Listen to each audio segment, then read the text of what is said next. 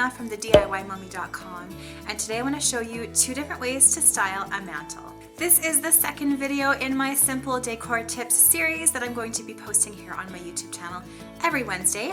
Last week I talked about 5 home decor essentials that I think everybody needs in their home.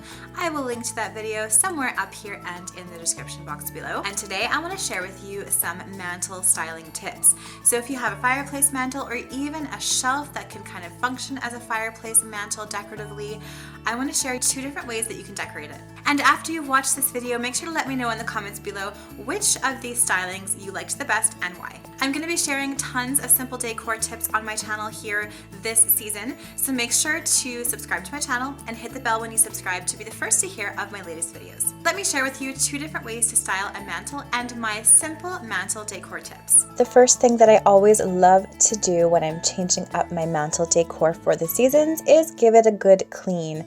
Remove every single thing from your mantle that you've had before and dust it and clean it. This first look I'm going to call understated asymmetry. So you always want to have a focal point on a mantle or a shelf. So I'm using my French country inspired mirror, and then I'm going to put a large jug on the left here. And then I'm putting some faux pussy willow stems inside because I kind of want to decorate this mantle for spring. I'm totally in the mood for warmer weather and some more color in our home. On the right side, I'm putting some vintage books. I tried to put a little faux succulent on top, but I thought that this look kind of lacked some color, so I took some fake tulip stems instead and kind of rested them on top of the vintage books. So as you can see, this design is asymmetrical, meaning that it doesn't match if you were to mirror it from side to side. It kind of has a diagonal line going from the left down to the right, and it's very, very simple. However, there definitely still is a focal point, which is a large piece in the center, which I always like to include on my mantle designs. So I love the little bits of color and just the understated simplicity of this asymmetrical design.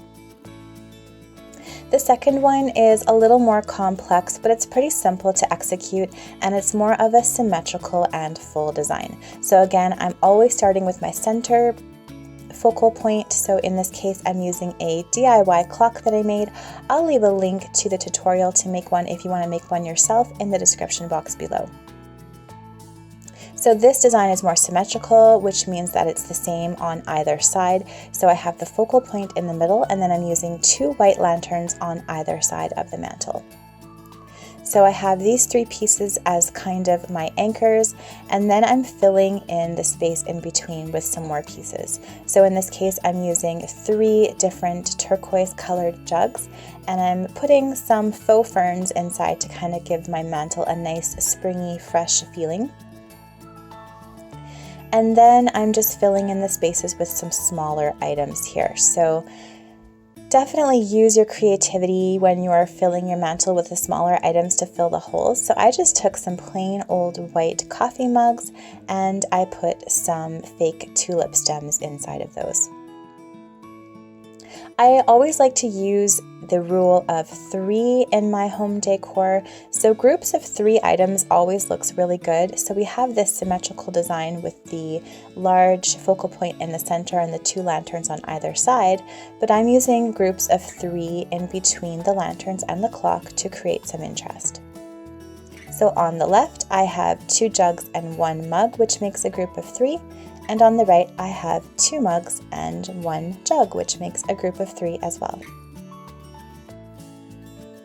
And again, I'm just adding lots of color with the fake tulips and the ferns. And I always like to step back and kind of analyze things. I noticed that I probably could put some more tulips on the left side just to add some more color and balance everything a little bit more, so I did that. And definitely just let yourself have time to tweak things as you go. I also noticed on the right that the mug at the back was hard to see, so I just put a stump kind of underneath the mug to raise it up a little bit, and that makes the group of 3 on the right side look a little more appealing because the heights are staggered. So here is the more symmetrical and full mantle design. This one has kind of a more rustic and country feel to it, and it's definitely more busy, but I think this is the one that I'm going to keep on my mantle for my spring decor this year. I really like all of the color and the texture that it gives to our living room.